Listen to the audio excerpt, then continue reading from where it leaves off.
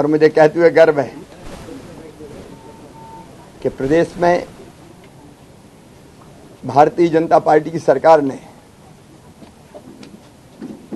पिछले 17 वर्षों में विकास का एक नया इतिहास रचा है। 2003 तक जहां टूटी फूटी 1 लाख किलोमीटर सड़कें मध्य प्रदेश में हुआ करती थी, जिनको गड्ढों में ढूंढना पड़ता था, आज 4,11,000 किलोमीटर शानदार सड़कें बना के मध्य प्रदेश की जनता को हमने दी है। और अब नए expressway, Atal expressway, Vindhya expressway, Narmada expressway, उन पर आगे काम शुरू करने की हम तैयारी कर रहे हैं। सिंचाई की क्षमता जहां मध्य प्रदेश में केवल कांग्रेस, राजा, नवाब, अंग्रेज सबकी मिला के 7.5 लाख हेक्टर थी, बढ़ा के हमने कर दिया 47 लाख हेक्टर।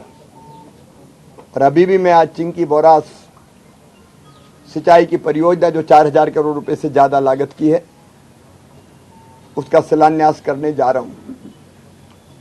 रोज हजारों करोड़ रुपए के विकास के कामों का लोकार्पण और शिलान्यास हो रहा है। बिजली के मामले में जहां 2800 मेगावाट उपलब्धता हुआ करती थी 2003 तक, अब हमने 28,000 मेगावाट बिजली बनाई या उपलब्ध कराई है। ग्रामीण विकास हो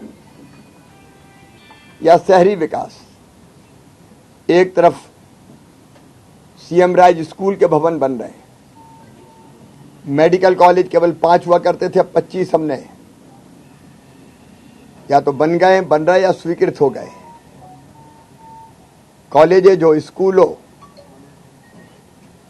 मेट्रो हो, चाहे नया अस्पताल हो, ग्लोबल स्किल पार्क हो या मॉडल ITIs हो, चारों तरफ विकास के काम पूरी गति से चल रहे हैं। मध्य प्रदेश तेजी से आगे बढ़ रहा है। मुझे बताते हुए खुशी है कि मध्य प्रदेश की ग्रोथ रेट जो कभी माइनस में हुआ करती थी, इस साल 16% के ऊपर है, पिछले साल 18% के ऊपर थी। और मुझे कहते हुए भी गर्व है कि एग्रीकल्चर ग्रोथ रेट जो दुनिया में मानी जाती है कि 2-3% अगर है तो काफी है, लगातार 1 दशक से ज्यादा तक 18% की growth rate, agriculture growth rate Madhya Pradesh ने हासिल की है। जहां 2003 तक केवल 100 मीट्रिक टन अन्न का उत्पादन होता था, आज 700 मीट्रिक टन अन्न का उत्पादन हो रहा है। पर कैपिटल इनकम जो केवल 11,000 रुपया हुआ करती थी, अब 1,40,000 रुपया हो गई है। अगर GSDP का साइज देखें, जो कभी 71,000 करोड़ था, आज बढ़ के 15 लाख करोड़ के आसपास पहुंच गया है। देश की GSDP में मध्य प्रदेश का योगदान पहले केवल 3% के आसपास हुआ करता था, आज 4.6% के आसपास पहुंच गया है। तो मध्य प्रदेश तेजी से आगे बढ़ रहा है, इसलिए हम विकास पर्व मना रहे हैं।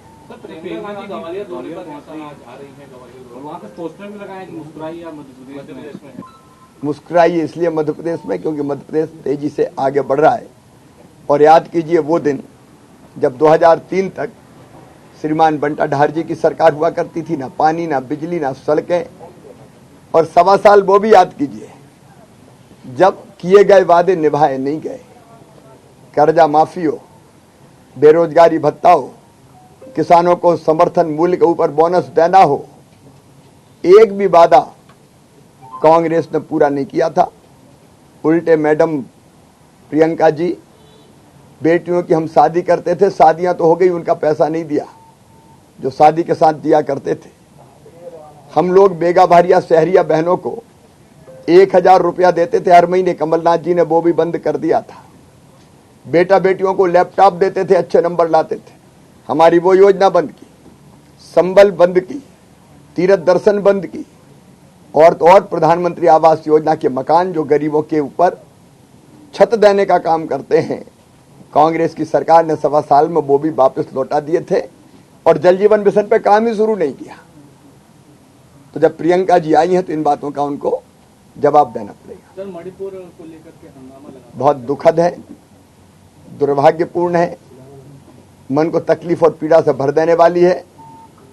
और वहां के मुख्यमंत्री जी ने कहा है और देश भी ये चाहता है कि कड़ी से कड़ी कठोरतम दंड मिलना चाहिए। मुख्यमंत्री जी ने अपना संकल्प प्रकट किया है। भारत में गंगा गीता गायत्री है बेटियां, दुर्गा लक्ष्मी सरस्वती है बेटियां। इस देश ने सदैव बेटियों की पूजा की है। बेटियों के प्रति किसी तरह का भी अपराध अक्षम्य है और कठोरतम दंड ही अपराधी जो है उसको तबाह करना ही एकमात्र उपाय है और वो होगा। सर, कर्नाटक में जैन मुनि की हत्या के बाद विरोध में बहुत दुखद है। अहिंसा परमो धर्मा, जियो और जीनो दो। उसके ध्वजवाहक जो हमारे जैन संत थे, उनके शरीर के टुकड़े टुकड़े करना ये क्रूरतम अपराध है। अपराधी किसी भी कीमत पर बख्शे नहीं जाने चाहिए। मैं कर्नाटक की सरकार से कहूंगा कि किसी भी कीमत पर अपराधी छोड़े ना जाए। ये केवल जैन संतों का सवाल नहीं है।